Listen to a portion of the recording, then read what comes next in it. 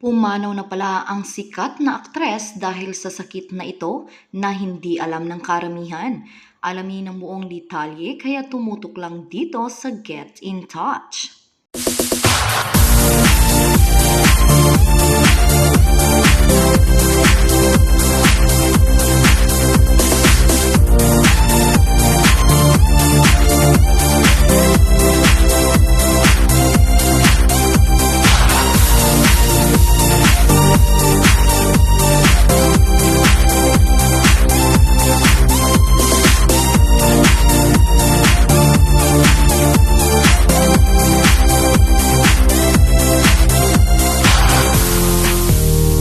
Ovarian cancer ang ikinamatay ng former actress na si Janet Bordon. Ayon ito sa kanyang nakatatandang kapatid na si Jenny Bordon Banson ng San Francisco, California. Nakapanayam ng sikat na entertainment column si Jenny ngayong Biyernes ng umaga, September 24. Siya ang nagkwento tungkol sa mga huling sandali ng buhay ni Janet na pumanaw sa tahanan ng anak nitong si Janina noong September 22, September 23 ng hapon, Philippine time.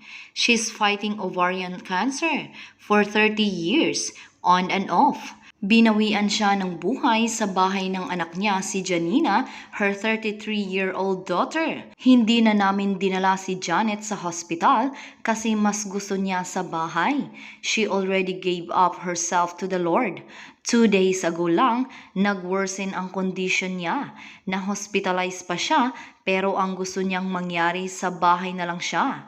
Humina na siya, ayaw na niyang kumain. When she passed away, nasa tabi niya kami. Lahat kaming magkakapatid, kompleto pati ang 89-year-old mother namin. 6 kaming magkakapatid, 3 babae, 3 lalaki. Si Janet ang bunsong babae namin. Ako ang pinakapanganay sa magkakapatid. Baby sister ko siya kaya mahirap.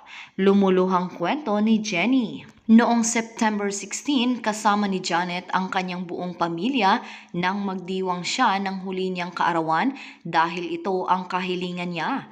Ayon kay Jenny, yon ang wish niya, ang magsama-sama kami. Nag-celebrate siya sa suite ng San Jose Mansion. Nagstay kami doon for 3 days. Okay pa siya noon pero biglang nag-decline ang health niya nang mag-fail ang kanyang kidneys. Hindi na siya kumakain. Dadalhin dapat namin siya sa emergency room pero sabi ng pamilya namin huwag na lang kasi ayaw na naming mahirapan pa si Janet. May COVID cases dito sa San Francisco. Kapag dinala siya doon sa hospital, hindi na kami makakapasok. Hindi namin alam ang mangyayari sa kanya dahil isang tao lang ang papasukin. Gusto namin siyang makita at makasama. Kumusta ang mga huling sandali ng buhay ni Janet? Sabi ng kapatid ng dating aktres, before that naman, sinasabi na niya ang lahat ng kanyang wishes. Na-feel namin na yung spirit niya nandyan talaga. Very peaceful siya. Nakangiti ang mukha niya. Ang ganda-ganda niya. Nakalagak sa kasalukuyan sa Chapel by the Sea Funeral Home ang mga labi ni Janet dahil hindi pa nakakapagdesisyon ang kanyang pamilya kung ipapalibing o ipapakremate siya. Gusto namin talaga i-bury siya pero ang kanyang anak na si Janina ang magdedesisyon. We don't know yet, anin Jenny. Saludong-saludo si Jenny sa ugali ng kanyang pumanaw na kapatid. Saad niya, very private siya. 30 years na nag-fight siya sa kanyang sakit. Ang galing niyang magdala. Believe kami sa kanya, sa fighting spirit niya. Hanggang in the end, lumalaban siya. Kaya masakit sa loob namin na nawala yung pinaka-baby ng pamilya namin na napakabait, napakaganda. Dagdag pa ni Jenny, tahimik lang siya. Ayaw niya ng mga intriga, masyadong giving. Kapag tinitira siya noon sa mga news, hindi siya lumalaban. Kaya ako ang lumalaban para sa kanya. Napababalita ako noon na yung ate raw ni Janet masyadong mataray kapag inaaway siya ng ibang mga artista. Hindi siya talaga lumalaban. Ang movie producer na si Jesse Ejercito ang discover ni Janet na winner noon sa Miss Dial Girl contest at Manila's 5 Prettiest. Ginawa ni Jessie ang lahat ng makakaya para mapapirma niya si Janet ng kontrata noong 1977 sa kanyang movie production, ang Crown 7 Film Productions. Lahad ni Jenny, si Jessie Ejercito talagang niligawan ang papa ko para pumayag lang ito na magbida si Janet sa Ako si Emma, babae. 2 years na niligawan ni Jessie ang papa ko. Si Janet, she finished her college education psychology sa St. Paul's College. Nag-evening classes siya para matapos dahil yon ang gusto ng papa namin. Ang kanilang tatay rin ang dahilan kaya tinalikuran ni Janet ang showbiz noong 1988 dahil mga sexy movie na ang karamihan sa mga project na inaalok sa kanya. Ang Virgin People ang isa sa mga pinaka-controversial na ginawa ni Janet noong 1984.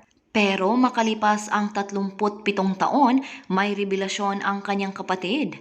Mga double yon, hindi siya yon. Pero kahit ganun pa man ay condolence sa mga pamilyang naiwan ng sikat na aktres na hindi alam ng karamihan ang kanyang pagpanaw dahil sa malubhang sakit. Diyos lamang ang nakakaalam ng lahat at siya rin ang hihilom ng ating sakit na nararamdaman ngayon. Rest in peace, Janet!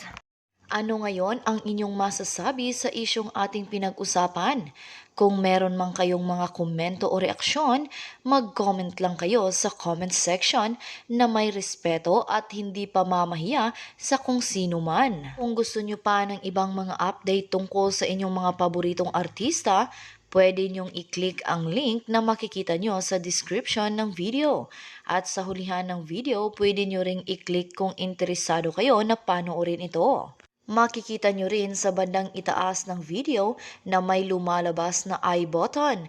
Maaari nyo ring i-click para mapanood ang mga huling video na in-upload ko. At ang pinaka-importante ay huwag po ninyong kalimutan na mag-subscribe, like, share at i-click ang bell notification para maging updated po kayo sa lahat ng mga videos na ina-upload ko sa channel na ito. Maraming salamat din po sa palaging panunood, pagsubaybay at walang sawang pagtangkilik sa aking channel. God bless you po. At sa mga hindi pa nakasubscribe, i-click nyo ang subscribe button para hindi kayo mahuli sa mga balita tungkol sa inyong mga paboritong inaabangan. Hanggang sa susunod kong upload.